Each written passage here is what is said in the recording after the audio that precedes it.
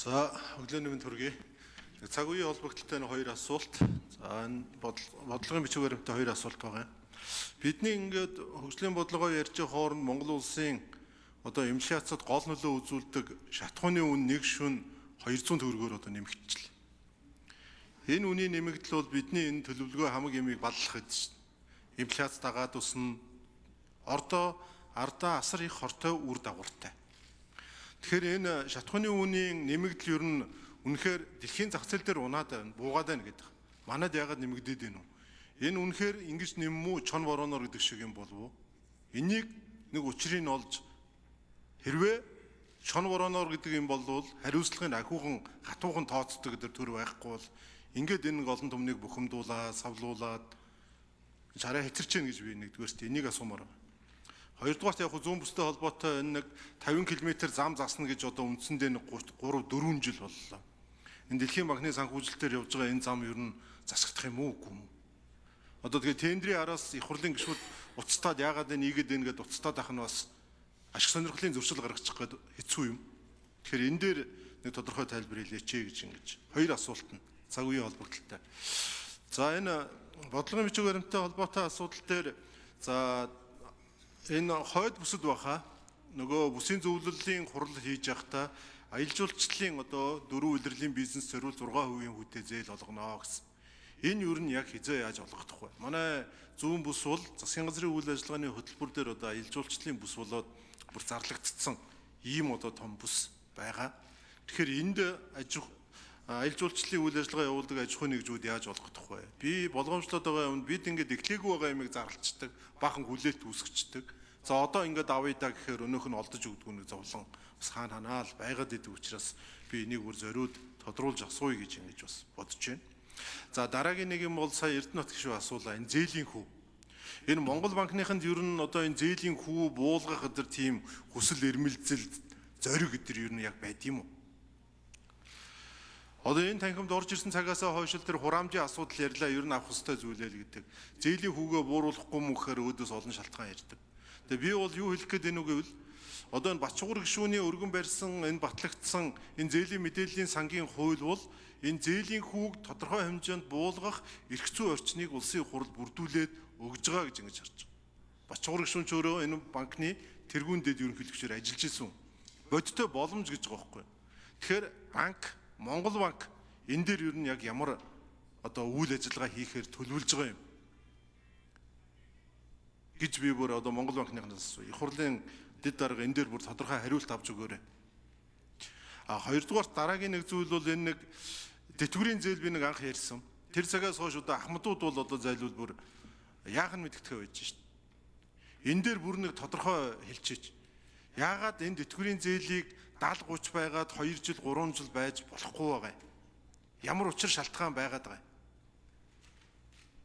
Ингээл энэ нэг 700 мянган хүнийг л ингээл нэг бухимдуулаад хурал хийх гээл ингээл 6 сарын ихээр хуралдах гэж байгаа юм шиг, сүүлээр хуралдах гэж байгаа юм шиг.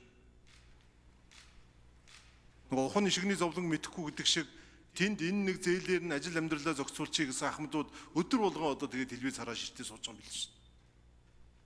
Тийм болдгоо хурлуу.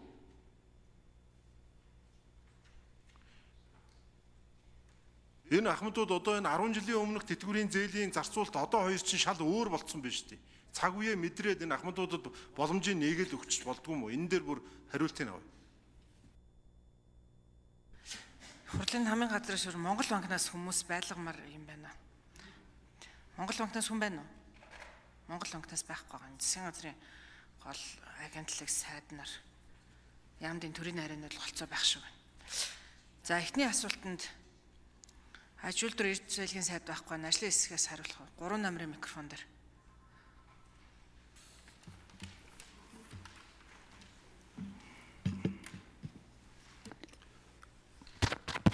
За аж үйлдвэр эрдэс байлгийн яамны газрын төсний бодлогын хэрэгжилтийг зохицуулах газрын дарга ашигтлаа гишүүний асуултанд хариулъя. За Монгол улсын нийт шатхууны хэрэгцээний 35% бол А92 автовизийн дангаараа эзэлдэг. 2022 онд газрын төсний үн бариал нь $120 хүрч огцом өссөн нөхцөл байдлын үед бол бид Оросын холбооны улстай тодорхой гэрээ хэлцлүүдийг байгуулж А92 авто бензиний үнийг $830 тогтворжуулж үнийг өнөөдрийн 2390 төгрөгөөр 2022 оны 4-р сараас хойш барьж ирсэн. Тогтворжуулж ирсэн. За өнгөрсөн хугацаанд бидний тухайн үед ханшиг тогтворжуулах үед ам долларын ханш бол 2840 төгрөг байсан. За түүнээс хойш ам долларын ханш 3200 төгрөг 2022 оны сүүлээр хүрсэн. Тухайн үед бид мөн Оросын холбооны улсын гол нийлүүлэгч Роснефть компанитай үнийн хилцлийг дахин хийж тус А92 авто бензиний үнийг $705 тогтворжуулж түүнээс хойш А92 авто бензиний жижиглэнгийн үн 2300 төгрөг литрийн үнээр өнөөдөр 3 жилийн хугацаанд тогтвортой явж ирсэн. Өнгөрсөн хугацаанд 2025 оны 1-р сараас эхлээд ам долларын ханшийн өөрчлөлттэй холбоотой аж ахуйн нэгжүүдээс бүтээгдэхүүний үнийг өсгөх шаардлагатай байна. Ам долларын ханш өнгөрсөн хугацаанд нийтдээ 20 орчим хувиар нэмэгдчихлээ. Бид бүтээгдэхүүний үнийг өсгөхгүй бол одоо тодорхой хэмжээний алдагдал хүлээгээд ингэ яваад байна гэдэг асуудлыг байнга тавьж ирсэн. За өнгөрсөн 5-р сарын 5-ны өдөр бид газрын төсний бүтээгдэхүүний үнийг тогтворжуулах төр хувийн хвшлийн хамтарсан үнийн зөвлөлийг хоролдуулж үүссэн нөхцөл байдлын талаар аж ахуйн нэгжүүдээс сонсгол тайлбар тооцоо судалгааг авсан. Үүнтэй холбоотой Монгол банк болон бусад төр болон хувийн хвшлийн байгууллагуудаас тухайн нөхцөл байдалтай холбоотой танилцуулгуудыг хийж үнийн зөвлөлөөс хамтарсан зөвлөмжийг гаргасан.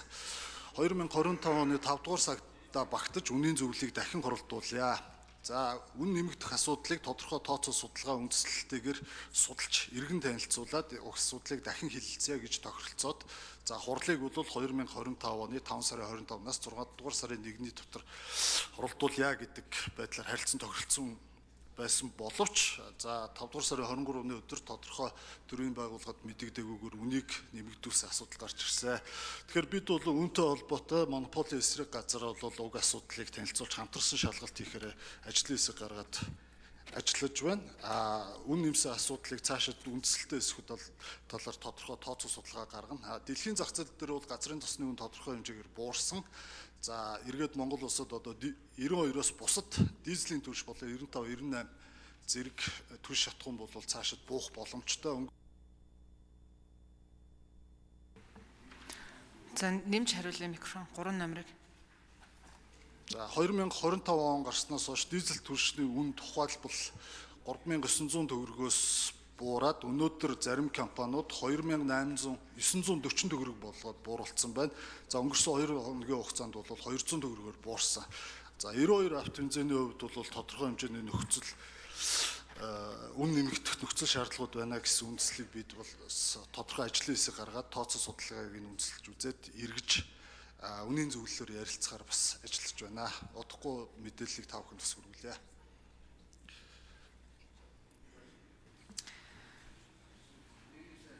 За дараагийн асуудал дэлгэр сайхан